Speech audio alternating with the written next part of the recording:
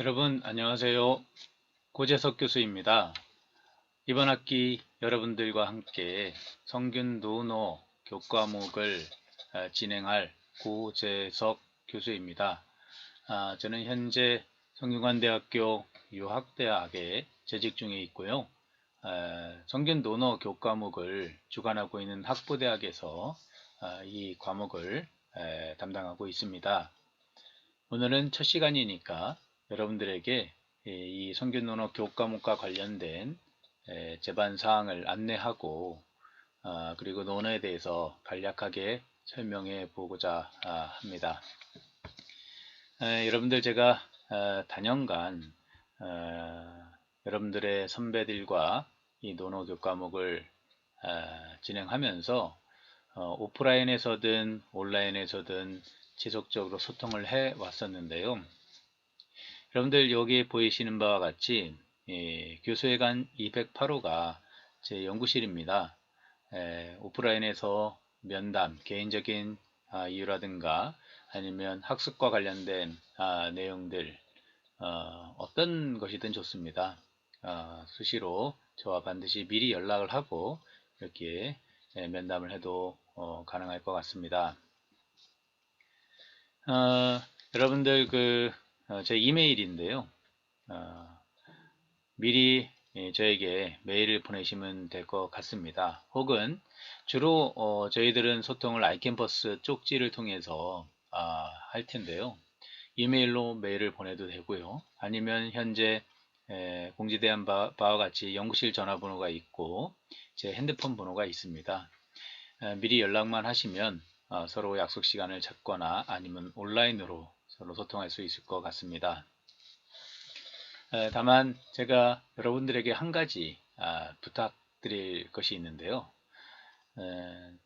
단연간 이렇게 수업을 하면서 학생들이 메일을 보내오거나 아니면 쪽지를 보내거나 메시지를 보내올 때 가끔 그런 경우가 있더라고요. 소속을 밝히지 않습니다. 그러다 보니까 저는 이게 어디서 어느 반에서 어떤 학생이 보냈는지 알 수가 없는 경우가 있어요. 그러니까 구체적인 답변을 못 드리거든요. 그래서 반드시 여러분들 저에게 연락을 할 때에는 용건은 더 명확하게 보내는 것이지만 그리고 본인의 소속을 본인은 누구누구고 학번이며 학과를 좀 적어서 보내주시면 도움이 될 것 같습니다. 네, 여러분 논어는 읽어보셨는지 모르겠습니다. 저는 그렇게 생각을 하고 있습니다. 논어는 동아시아 문화의 핵심 고전이다.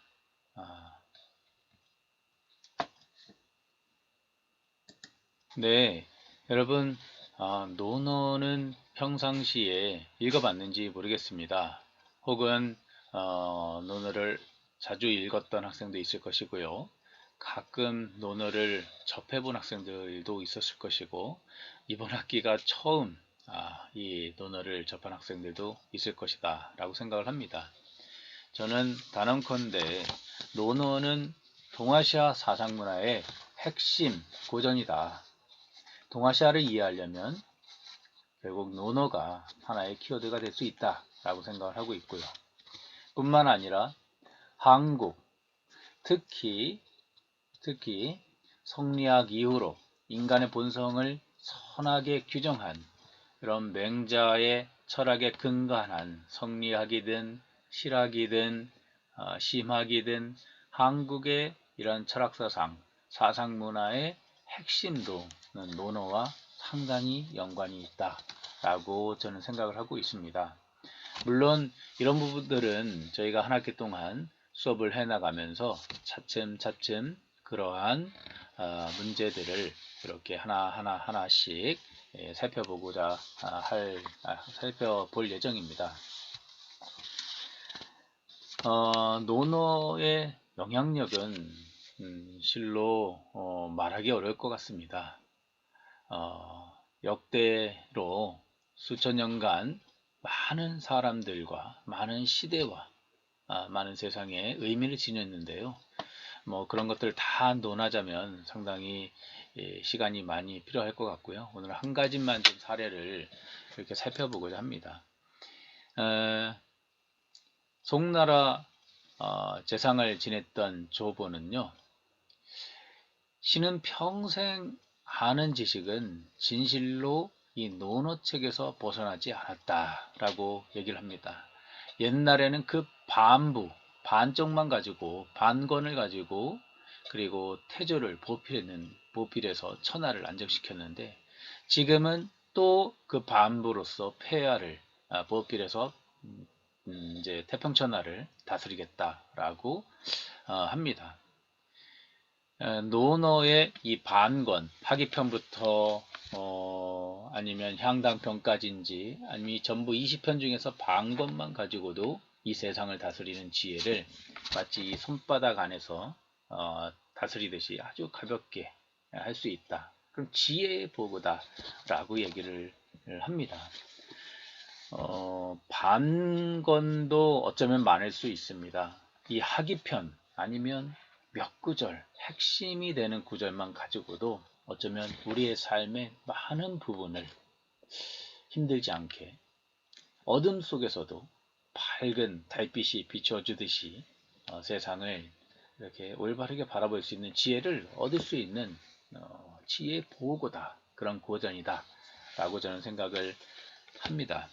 자, 지금 이런 부분들은 우리가 수업을 해나가면서 여러분들과 토론을 통해서, 학습을 통해서 우리가 살펴볼 예정입니다.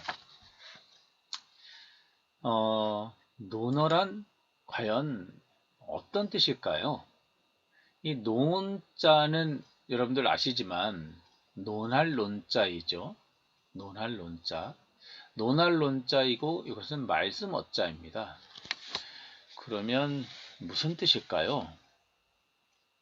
그러게 이게 참 여러 가지 궁금증이 일어납니다. 사실 이 토론할 때의 논자는 이 의미에 따라서, 한자는 의미에 따라서 발음의 어떤이 달라지기도 하거나 아니면 강조하는 부분이 달라지기도 하는데요.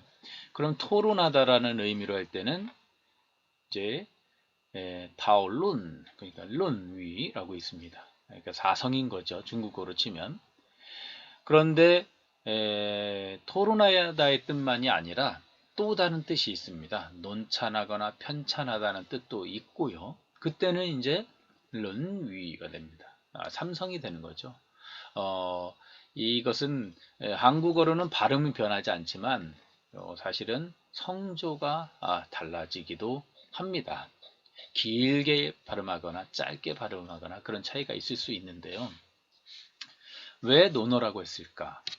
그렇죠. 한번 볼까요?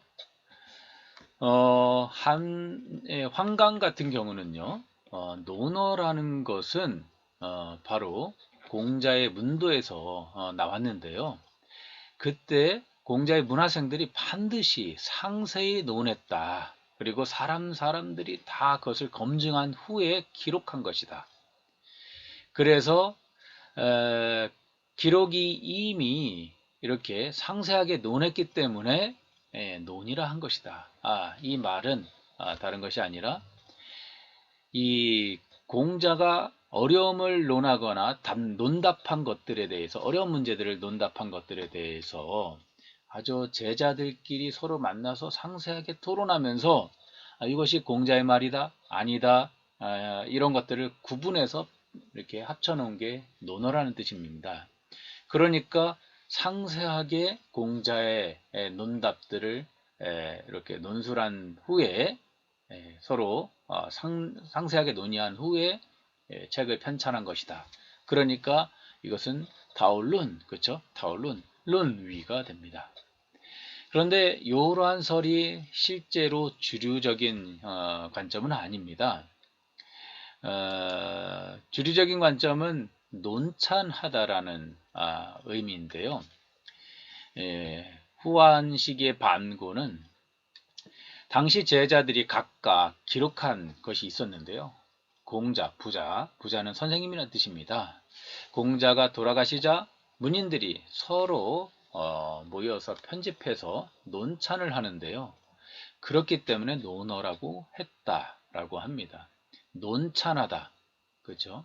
무엇이 공자의 말인지 아닌지를 구분해서 해서 이렇게 편찬하다는 뜻입니다. 이 논어는 또 윤리, 이 모든 이치를 갖추고 있다라는 뜻을 담고 있다고도 합니다. 그리고 어는 서술하다는 뜻이거든요. 자기가 말하고 싶은 것을 서술하는 것. 황강 같은 경우는 논자는 윤리의 이치다. 이 책 속에서는 온갖 이치가 포함되어 있다. 그리고 이 윤자라는 것은 바퀴륜자와도 유사합니다. 여러분들 바퀴가 아시죠? 한 것도 못한 것이 없어서 끊임없이 돌아가면서 무궁하게 돌아가고 있는 거거든요. 그 얘기는 이 책 속에 담긴, 논어책 속에 담긴 모든 뜻은 두루 갖추고 있었기 때문에 바퀴가 끊임없이 무궁하게 돌아가듯이 이 차 바퀴처럼 이 세상의 이치를 무궁하게 담고 있는 것이 바로 이 논어다. 그러니까 사실은 조금 발음이 달라지죠. 논어가 됩니다. 런위, 그렇죠? 런위. 현재 주류적으로는 이 반고와 이 성명의 관점, 황간의 관점들을 주로 우리가 채택하고 있습니다. 그래서 런위라고 읽죠. 논어라고 읽습니다. 논어는 어떤 내용이 갖춰져 있을까요? 주로 보면 논어라는 것은요, 공자가 당시 제자들이라든가 당시 사람들에게 응답한 것, 그렇죠? 그 물음에 응답한 것이라든가, 제자들이 서로 더불어 말한 것, 아니면 선생님의 말, 공자의 말을 간접적으로 공자의 제자의 제전제자들이 선생님을 통해서 공자의 말을 전해 들은 것, 간접적으로 전해 들은 것, 이런 것들이 있다라고 합니다. 그리고 공자의 제자들이 그러한 좋은 말, 귀한 말들을 기록한 것이다 라는 이런 기록들이 있는 걸 봐서요, 공자와 제자들의 언행록이다. 총 20편으로서요. 482장에 15,919자입니다. 현재 통행되는 판본은 그렇습니다. 6알에서 끝나는데요. 그런데 이 안에는 공자의 제자가 공자의 귀한 말을 기록한 것들이 있기도 하고요. 공자와 제자 사이에 주고받은 말이 있기도 합니다. 또한 제자들끼리 서로 나눈 대화를 기록한 것이 있고요.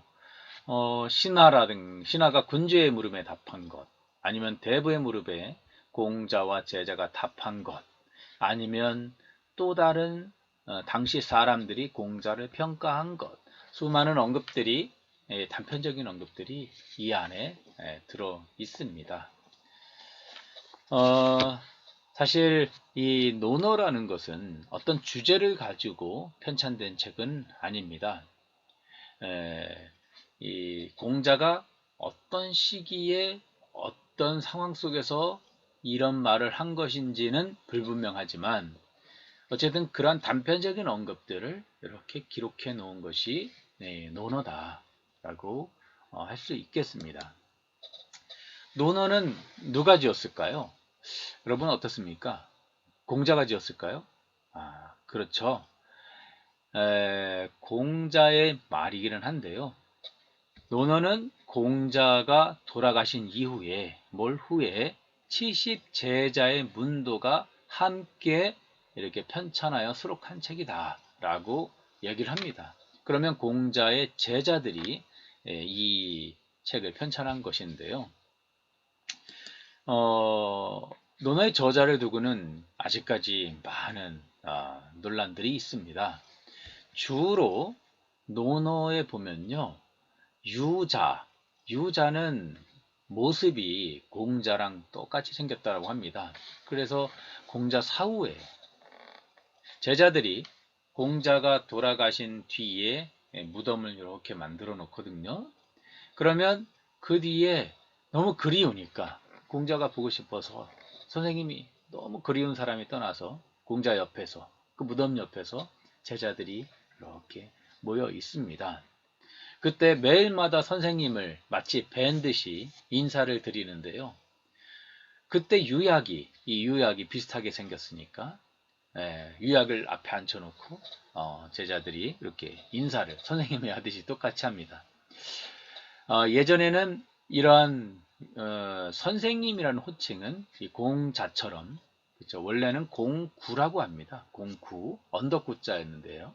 이마가 이렇게 언덕처럼 생겼다라고 붙였다라고 하기도 하고요. 미구산에서 태어나서 그렇게 지어졌다라고 하기도 하고요. 어쨌든 이 유약은 선생님으로 유독 이 논어에는 민자라든가 염유도 딱 자를 붙인 적이 있지만 아주 빈약하거든요. 근데 유자와 증자는 굉장히 많이 있습니다. 왜일까? 아마도 유약의 문인들이 그죠? 아니면 증자의 문인, 악정자춘이라든가 자사의 문인 등이 논어를 편찬했기 때문에 자기의 스승인 유약을 유자라고 했고 그 유약의 선생님인 공자의 말을 이렇게 요 문인들이 기록한 것이다 라고 얘기를 합니다. 또 일설에는 중궁이나 자유나 자하 등이 편찬했다라는 설도 있고요. 그러한 이유들에 대해서는 다양한 근거들을 가지고 현재 설명되고 있습니다. 여러분 왜 논어를 이렇게 기록하고자 했을까요? 저는 그런 생각이 듭니다.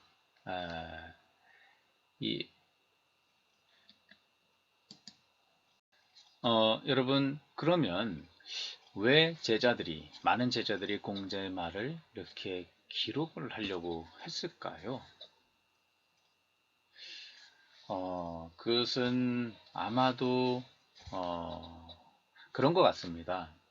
우리 인간의 이런 언어를 통해서 어느 누구도 들어도 이치에 어긋나지 않는 올바른 말을 매 순간 하고 있는 사람이 있다. 이건 상당히 위대한 경우인데요. 아마도 그러한 말들을 적어놔야지만 지금 우리가 끊임없이 방황하고 있는 우리의 어떤 삶 속에서 그러한 삶의 방향을 우리가 공자를 통해서 이런 말을 통해서 우리가 찾을 수 있기 때문에 아마 기록하려고 하지 않았을까라는 생각이 듭니다. 실제로 공자 사후에 자공은 여러분도 아시겠지만 3년 동안 그리워서 그 옆에 무덤 옆에 있었습니다. 지금 남자친구와 여자친구가 이렇게 헤어져도요. 서로 간의 그리움은요. 괜히 갔던 곳을 가기도 하고 늘 마음속에 생각나기도 하고 그렇습니다. 아니면 정말로 그리운 사람이 세상을 떠났다라면은 쉽게 잊혀지질 않죠. 그만큼 제자들은 공자의 그 무덤 옆에서 점차 모여서 그것이 학당이 형성이 됩니다. 그죠? 그래서 거기에 곡부의 공자의 묘에 바로 옆에 학당이 형성돼서 현재 공묘가 있고요. 배움의 전당이 있고 공자의 후손들이 살았던 집들, 공부도 있고요. 그 후손들이 붙여져 있던 공림도 있습니다. 하나의 공자 후학들의 어떤 학파를 형성되는 다들 공자를 따라합니다. 그렇죠? 공자의 모습들 따라하기도 하고요. 입었던 옷도 있고 그런 책들도 함께 있고 그것이 점차 시간을 가면서 하나의 유가 학파가 형성이 되는 것인데요. 실제로 논어라는 이 공자의 언행은요. 공자 생존 당시에 이미 유통되고 있지 않았나라는 생각이 듭니다. 예를 들면 논어에 이런 말이 있습니다. 자장이 행실에 대해서 묻자 공자는 말이 충실하고 언 충신 행 독경 그렇죠? 행실이 아주 돈독하고 경건해야 한다 라고 어디 가든지 이런 것들 행동해야 한다 라는 얘기를 합니다. 그런 얘기를 쭉 하지만 흥미로운 얘기는 자장은요, 이것을 자기가 예전엔 띠를 차고 다니거든요. 그러면 거기 띠에다가 이렇게 새겨놔요. 왜 새겨놓겠습니까? 잊어버릴까. 그리고 명심하려고 늘 이렇게 건건보궁입니다. 아녀는 늘 두 손을 꼭 뭔가를 귀한 것을 이렇게 간직하듯이 새겨놓고 늘 바라보는 곳에서 잊지 않으려고 하는 모습들이 보여집니다. 심지어 당시에 공자의 언행은요, 다른 학파에게서 아니면 천하 사람들에게도 전해주고 있었던 것으로 추론이 됩니다. 예를 들자면 장저라든가 걸리기 이제 밭을 갈고 있었는데요. 공자가 그것을 지나가다가 자로, 공자의 제자인 자로에게 자로야, 그 나루토가 어디 있는지 좀 물어봐라. 길을 물어본 거죠. 그랬더니 장저가 묻습니다. 저기서 수레를 잡고 있는 사람, 수레를 이렇게 잡고 있는 사람은 누구냐? 자로가 이제 가서 물어봤겠죠. 그때 자로가 공구라고 합니다. 공자의 이름인 거죠. 그랬더니 바로 이 장저가 전혀 모르는 사람이거든요. 너나 공구 말이냐? 네, 그렇습니다. 그럼 그 사람이 바로 이 나루토를 알 것이다. 라고 대답을 꺼려요. 그렇죠. 그 다음에 이제 걸릭에게 물어보니까 걸릭은 자네는 그럼 누구냐? 저는 중유라고 합니다. 노나라의 공구의 문도 문화생 말이냐? 네, 그렇습니다.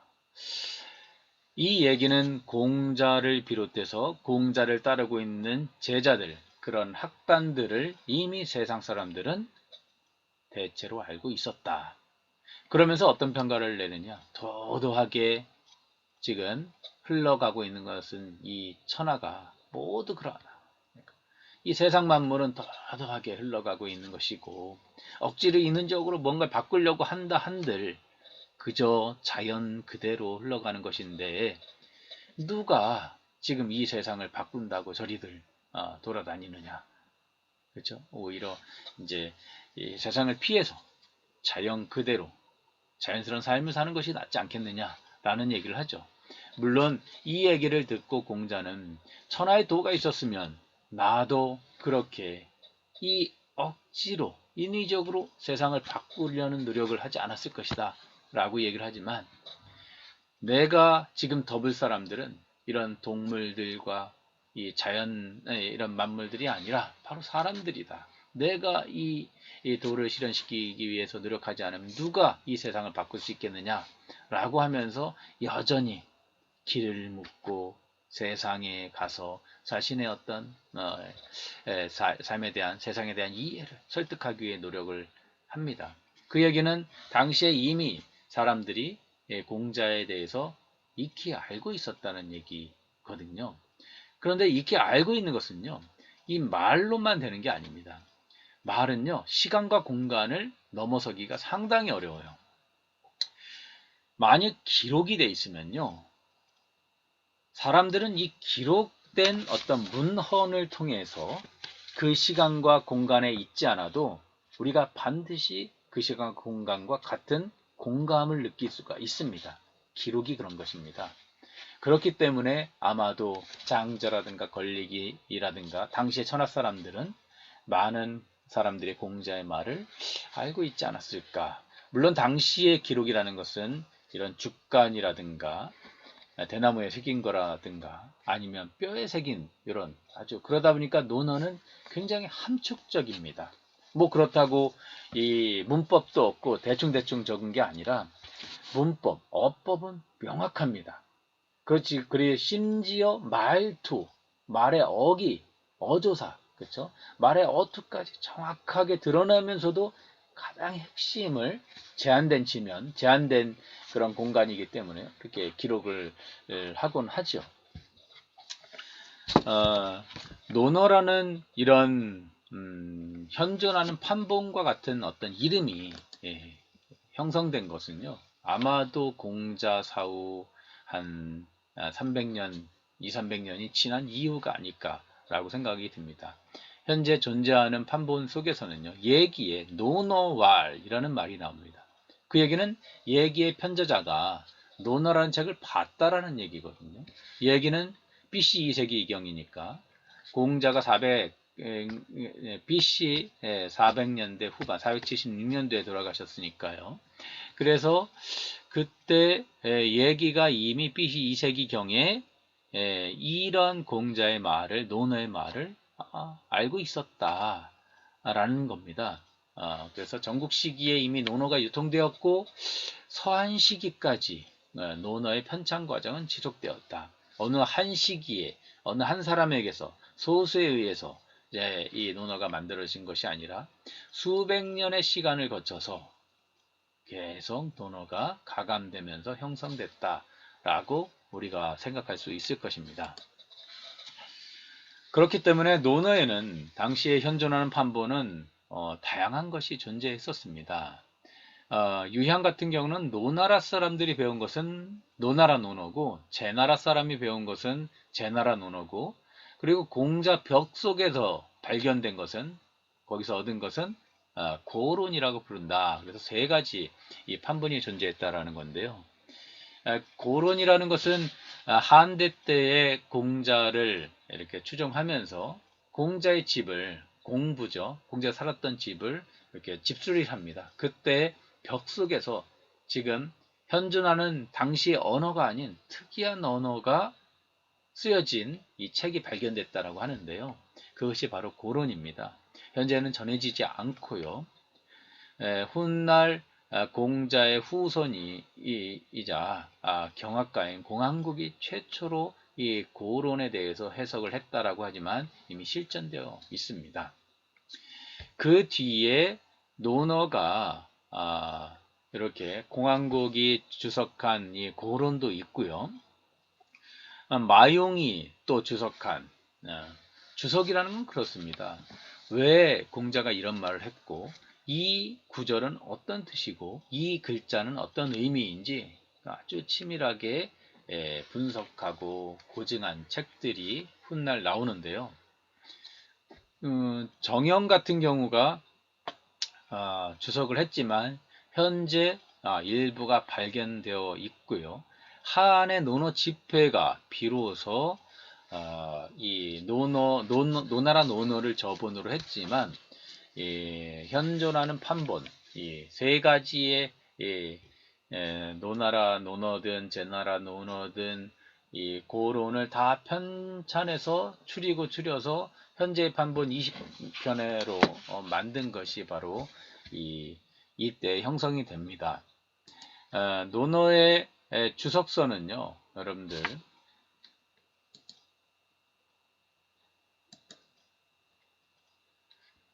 그 뒤에 논어에 대해서 이런 훈각적인 해석 말고 도대체 이것이 어떤 의미인지 본질적인 의미가 무엇인지 해석을 시도한 것이 여러 사람이 있는데요. 그 중에 여러분들에게 소개하고 싶은 것은 이 주자가 집대성한 이 논어 집주입니다.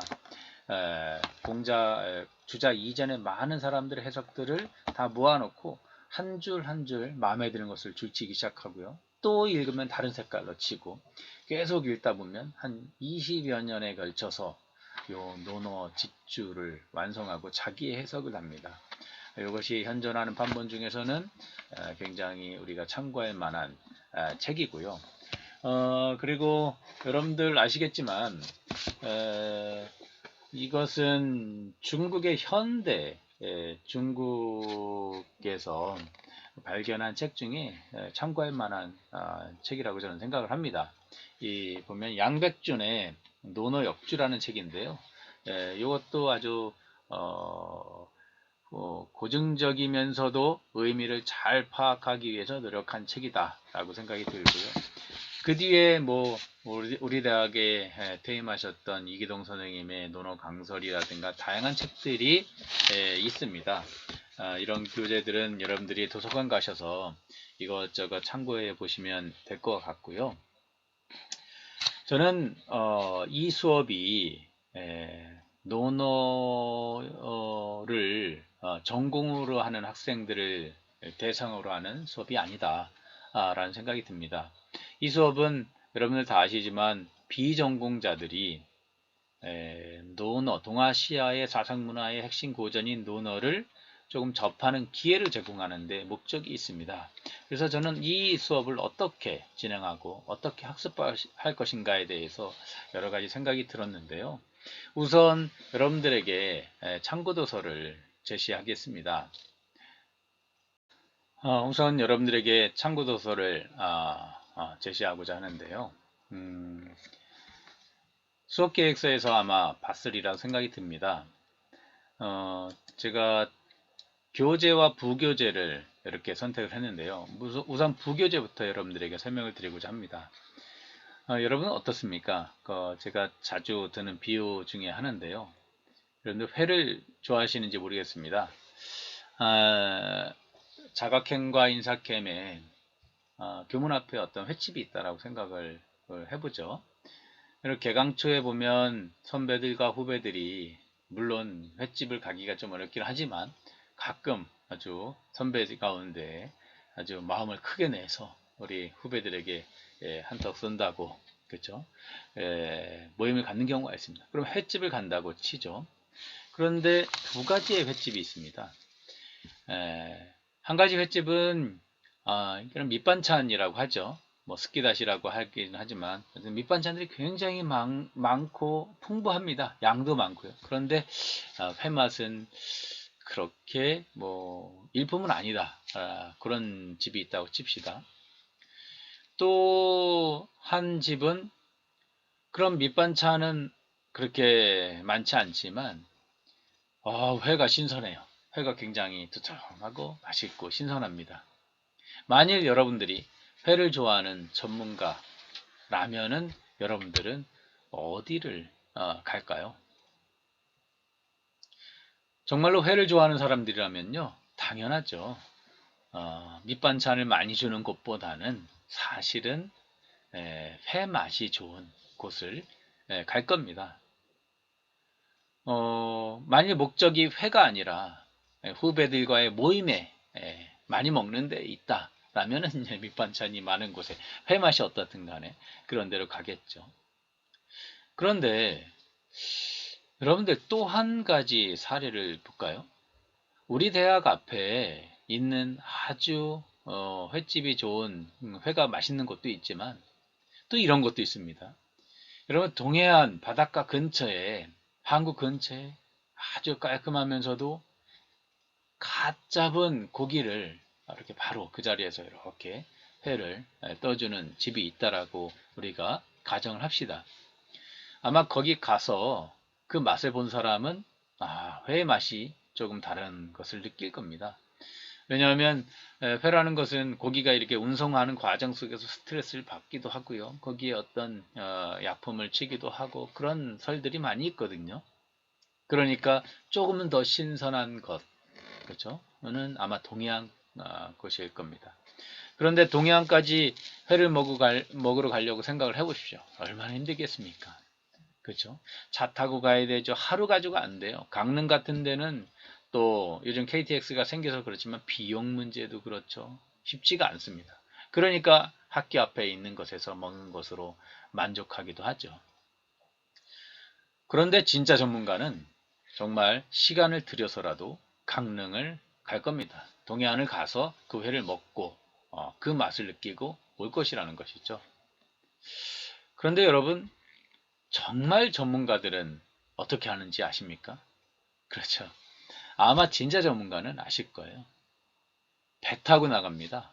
배 타고 나가가지고 직접 낚시를 해가지고 그 자리에서 이렇게 회를 그 배 위에서 떠먹죠. 그 맛을 안 사람들은요, 다른 곳에 가서 이게 회 먹기가 어렵다라고 합니다. 그만큼 신선하거든요. 그럼 제가 이렇게 장황하게 여러분들에게 이 말씀을 드린 것은요, 우리가 논어를 학습할 때 그럼 어떤 책을 볼 것이냐, 조금은 신선하고 그런 공자의 말을 생동감 있게 우리가 이렇게 느낄 수 있는 그 맛은 어떻게 우리는 느낄 수 있느냐. 아마도 제가 여러분들에게 추천하고 싶은 것은 아마 이런 원문들을 직접 읽는 것일 겁니다. 이렇게 보시죠. 보이십니까? 그렇죠? 이런 원문들을 그대로 읽는 거예요. 이런 논어 원문들을 직접 읽어가면 아마 여러분들이 이전에 많은 시간과 공간 속에서 재해석된 논어가 아니라 공자와 내가 직접 만나는 거죠. 진정한 이런 해석, 그렇죠? 해석하기 우리가 할 수 있다라고 생각이 드는데요. 그런데 아시겠지만요, 한번 낚시하러 가가지고 배 타고 직접 회를 잡으러 회를 먹으러 가잖아요. 아실 겁니다.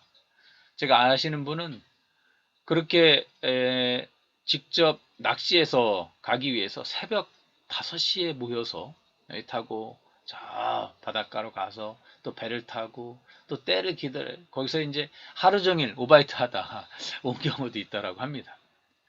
그럼 직접 원문을 여러분들의 한 학기 동안 생생한 맛을 느껴보시라. 그래서 원문을 읽잖아요. 아마도 다시는 논어를 안 볼 겁니다. 마치 다시는 배 안 타고 회를 안 먹겠다라고 하는 거랑 유사합니다.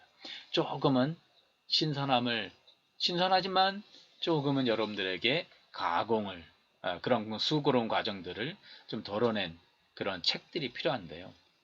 조금 전에 제가 여러분들에게 설명했듯이 동해안 정도에 해당되는 어떤 책이라면은 사서집주에 나와 있는 이 논어, 그렇죠?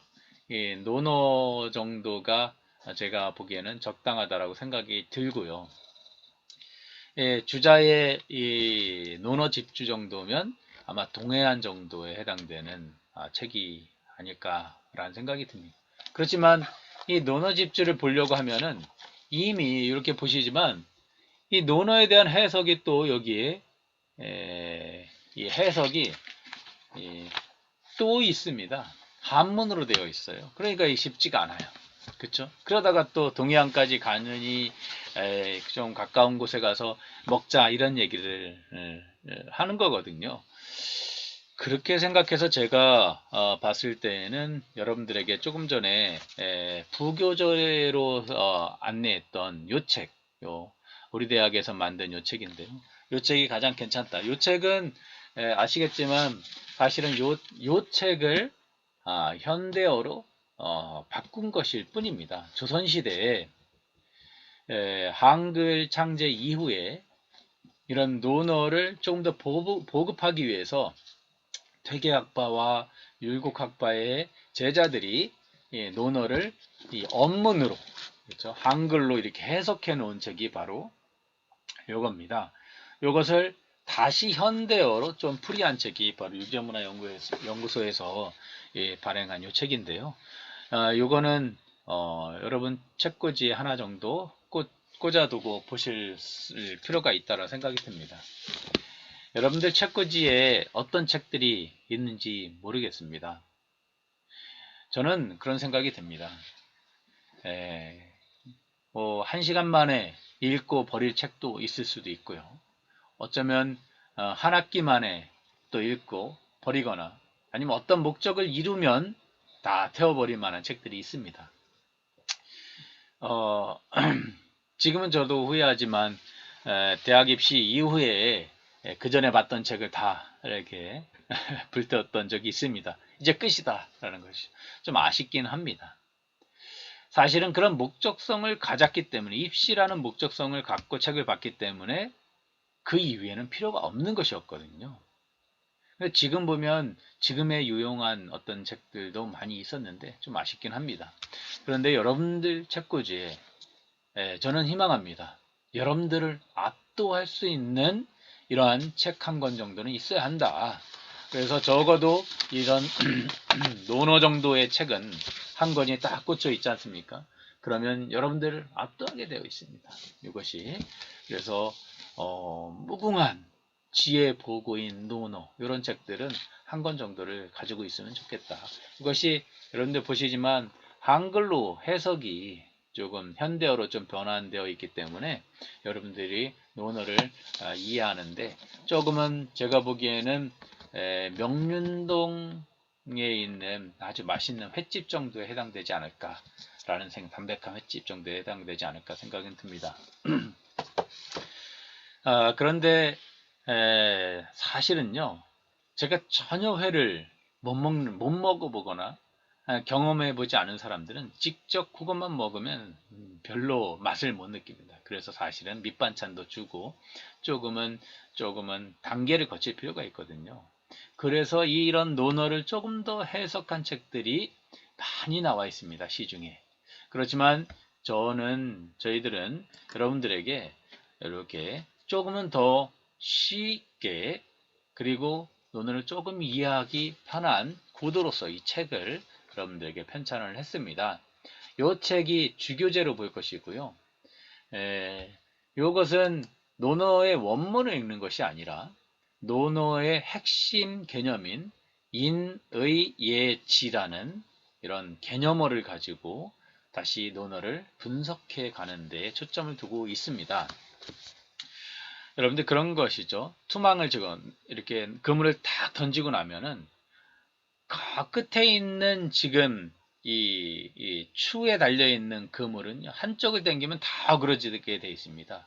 그런데 그물의 핵심인 그 핵심 중앙을 딱 잡고 쭉 끌어들이면 모든 추가 쭉 달려오게 되어 있습니다. 그렇듯이 논어의 수많은 단편적인 언급들을 하나하나 보면은 그게 쉽게 이해가 되지 않습니다. 그러니까 그 중심에 해당되는 부분이 뭘까? 그것을 저희가 고민해서 인의 예지라고 개념을 잡아봤고요. 인의 예지는 우리 대학의 여러분들 아시죠? 교시이기도 합니다. 그래서 인은 사람을 만나는 것, 사람이란 무엇인지, 의는 그러한 사람다움의 기초인 사랑이라고 하면 사랑의 기초에서 형성되는 것이 바로 정의이고요. 그것을 실천해서 세상을 변화시키는 것, 이 문화를 만드는 것이 예고, 그럼 인과 의가 의의 기준이 되는 것을 아는 것, 이것이 알고 행하는 것이거든요. 이것이 지입니다. 요 네 가지의 개념을 가지고 여러분들 수업을 진행하고자 합니다. 그래서 여러분들은 매주 이제부터는 요 책을 읽어오시면 되고요. 그리고 여러분들에게 이제 바로 다음에 소개할 내용이 세상을 만나는, 여러분들은 매주 이 책을 읽어오시면 되고요. 다음 시간에 우리가 다음 주제로 얘기할 것이 세상을 바라보는 여러 가지 창이 있는데요. 세상을 바라보는 또 하나의 창, 이 부분이 서문에 해당이 됩니다. 요 내용을 여러분들에게 이제 강의를 하고자 합니다. 이 수업의 계획은요, 오늘 오리엔테이션을 하고요. 그리고 세상을 바라보는 또 하나의 창, 논어에 대해서 여러분들에게 설명을 하고자 합니다. 그리고 조금 전에 이 4시간에 걸쳐서 인에 대해서 배우고, 의에 대해서 3시간에 걸쳐서 배울 것이고요. 예는 2시간, 지는 2시간, 그리고 기말고사를 볼 것입니다. 중간고사는 여러분들 개별과제로 대체를 할 것이고, 수업계획서에 이미 여러분들 개별과제는 공지를 해놨습니다. 그래서 개별과제는 추후에 다시 여러분들에게 상세히 안내하도록 하겠습니다. 그리고 제가 한 학기 수업 가운데 꼭 1시간은 우리 성균관 창관 수업을 진행하고 있습니다. 그래서 성균관은 성균관대학교의 뿌리이기도 합니다. 우리가 600년이 넘는 역사를 지닌 그런 학교이기 때문에요. 그런 현장에 가서 우리가 배움의 전당을 우리가 직접 체험하는 시간을 갖고자 합니다. 물론 이 수업이 성균인성교육센터에서 진행하는 인성함양 프로그램을 우리가 수강하는 것으로 같이 병행할 수도 있다는 것 말씀을 드립니다. 여러분들 수업 평가는요, 저는 그렇게 생각을 합니다. 이게 전공 수업도 아니고, 그렇다라고 그냥 수강만 한다고 점수를 주는 그런 수업도 아니기 때문에요. 논어를 배운다라는 것은 무엇일까? 지식적인 부분의 어떤 확충도 중요하지만 뿐만 아니라 우리의 삶의 태도의 변화도 굉장히 중요하다. 우리는 삶의 태도의 변화를 어떻게 알 수 있느냐? 저는 매 순간 평상시에 우리의 어떤 삶의 자세가 그것을 말해준다라고 생각을 하고요. 그래서 여러분들 제가 굉장히 강조하는 것은 출석입니다. 늦어서도 안 된다. 그리고 결석하면 더더욱 안 된다. 라는 생각이 들고요. 관련된 내용들은 여러분들 수업 계획서에 좀 다 담아놨습니다. 수업 태도 역시 이 책을 예습해 와서 적극적으로 우리 조별 발표를 시작을 할 거거든요. 그러면 그런 것들을 열심히 토론하고 참여하는 어떤 자세가 필요하다. 개별 과제 여러분들 제시할 겁니다. 과제도 수업 계획서에 상세히 안내해 놨습니다. 중간고사는 조금 전에 말씀드렸듯이 대체할 겁니다. 학교에서 강의실에서 시험 보지 않고요. 집에서 재택시험과 그리고 개인 과제로 대체하고자 합니다. 기말고사는 지금까지 학습한 내용에 대해서 종합적으로 학습 내용을 진단하고 평가하는 시간을 갖고자 합니다. 평가 세부 내용은 이렇습니다. 여러분들이 좀 참고를 해 주시면 될 것 같고요.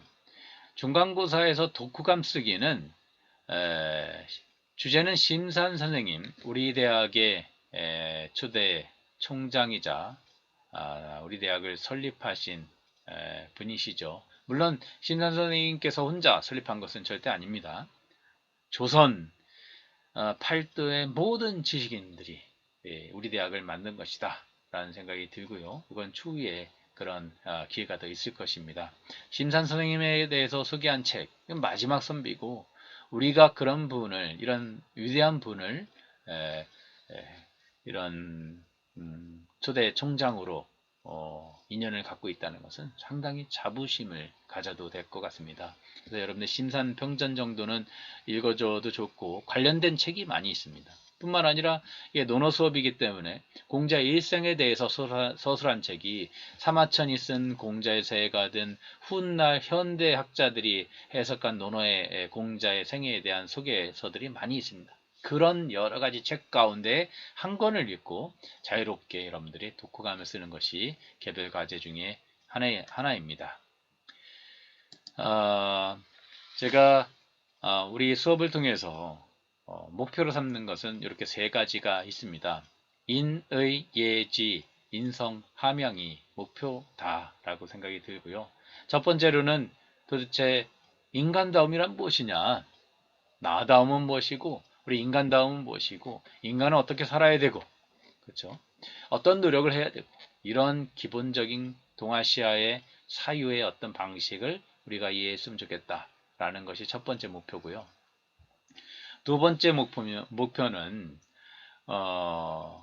이러한 인간다움은 수기와 치인의 구체적인 단계적이면서도 구체적인 방법으로 이렇게 실천하게 되어 있습니다. 수기치인이 우리의 건화기념이기도 한데요.